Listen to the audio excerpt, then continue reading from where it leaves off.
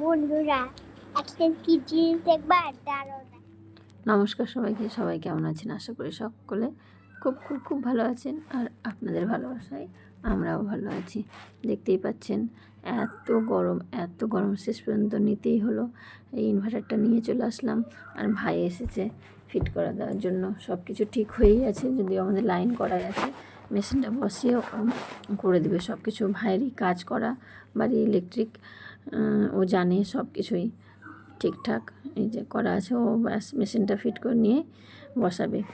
আসলে নিব করে আর নেওয়া হচ্ছিল না, মানে নিচ্ছিলাম না, ভাবলাম নেওয়ার ইচ্ছা খুব একটা ছিল না, কিন্তু নিতেই হলো। এত গরম পড়েছে, বুঝতে পারছো, বাচ্চাগুলো খুব অসুবিধা হচ্ছে। আমি ভাই আমার বাড়ির পাশেই, একদম আমার বাবার বাড়ির পাশেরই ভাই আমার বাড়ির সমস্ত কাজ করেছে ইলেকট্রিকের। খুব ভালো মিস্ত্রি একদম, আর সাথে ব্যবহারও খুব ভালো। মানে আমার নিজের ভাইয়ের মতো কাজ করে, দেখে শুনে, কোনো কিছু বলে দিতে হয় না। যাই হোক, নিব চাইলেও তো আর হয়ে যায় না। সব জিনিসই ধৈর্য ধরতে হয়, সব কিছু সময় থাকে একটা সঠিক। আর প্রচণ্ড গরম পড়েছে, কি বলবো, মানে তার জন্যে ভাইদেরকে ঠান্ডা দিলাম, একটু খেয়ে নে বলে ওটাই দিচ্ছিলাম, যে খুব গরম পড়ছে।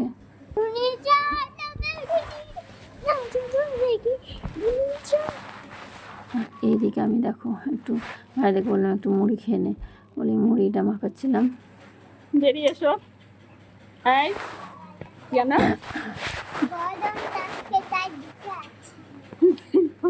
আমার মেয়ের অবস্থা দেখো, আমি রান্নাঘর থেকে বেরিয়ে এসে দেখি যে ও এরকম অবস্থা। বেরিয়েছে বাবা, ওখানে ঢুকতে না। আর আমার মেয়ে সেদিন খুব দুষ্টুমি করছিল, মানে খেলা করছিল। ও সুযোগ পাচ্ছিল তখন একটু করে ফোনটা নিচ্ছিল, আর দেখো কী যে করছিল, ফ্রিজেই ঢুকে পড়লো। তোমাদের বাচ্চারা কি এরকম করে গো? আমি দেখি বেরিয়ে, রান্নাঘরের থেকে বেরিয়ে দেখি ও ফ্রিজের গেট খুলে বাতাস খাচ্ছে। কী হচ্ছে, খুব ঠান্ডা লাগছে, এই গরম লাগছে, সরি, তাই তার জন্য আছি। দেখতেই পেলে আসলে সংসারের প্রতি কোনো জিনিসই তাড়াহুড়ো করলে কোনো কিছুই হয় না। সব কিছুই আস্তে আস্তে করতে হয়। সংসার কত সময় লাগে গুছোতে। আমি যখন কোয়ার্টারে থাকতাম, আমার খুব মানে মনে পড়ছে কথা বলতে বলতে তোমাদের সাথে একটা জেঠিমনির কথা। মানে পাশের ঘরেই থাকতো জেঠিমনি, দিদি সরকারি স্কুলের টিচার ছিলেন, ম্যাম। তো আমি তখন প্রথম গেছি, 2 বছর বিয়ে হয়েছে আমার সদ্য, আর আমার বড় মেয়ে তখন হয়েছে। তাই সব প্রথম আমার যেটা দরকার ছিল ফ্রিজ নিয়েছিলাম আগে। জেঠিমনি এসেছিলো দেখতে, আমি বলছি ফ্রিজ খুব সুন্দর হয়েছে তোমার ফ্রিজটা। এই গল্প বলছে আমার এখন একটা মিক্সি নিতে হবে, মানে ছোটো বাচ্চা নিয়ে মশলা করতে এত অসুবিধা হতো, লঙ্কা টঙ্কা এসব নিয়ে। বলছিল হ্যাঁ নিতে হবে, নিবা, অধৈর্য হয়ে কোনো লাভ নেই। আমাদের দেখো তো, আমার মেয়ের, তোমার দিদির 15 বছর হয়ে গেল সংসার, মানে দিদির তখন 15 বছর, 2টো মেয়ে ছিল দিদি ভাইয়েরও। সব কিছু এখনও হয়েই যাচ্ছে। 10 বছরেও একটা সংসার গুছিয়ে উঠতে পারি না, মানে কোনো সংসার গুছাতে অনেক সময়ের ব্যাপার, বলো, তাড়াহুড়ো করো না টুম্পা।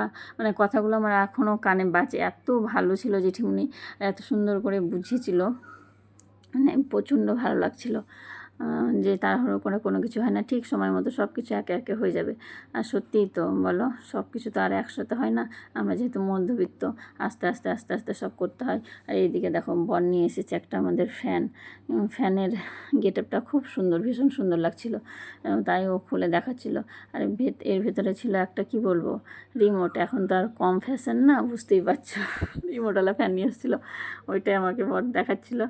আর কি বলবো, ভালো লাগছিলো, ফ্যানটা খুব পছন্দ হয়েছে। আর ভীষণ ভালো ফ্যানটা সেটিং করেছি, দেখলাম না, খুব ভালো গেট আপটা, এত ভালো।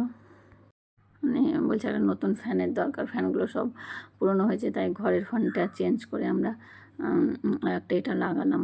তাই আমার জেঠিমনির কথাগুলো ভীষণভাবে, দেখো সে কত বছর আগের কথা আমার মানে কানে বাজে এখনও, যে সংসার গোছাতে উনি খুবই ভালো ছিলেন, মানে এত ভালোবাসা দিয়েছিল, মনে দাগ কেটে এখনও আছে, যে কোনো কিছুর জন্য তাড়াহুড়ো করে লাভ নেই, ঠিক সময় মতো সব হয়ে যাবে।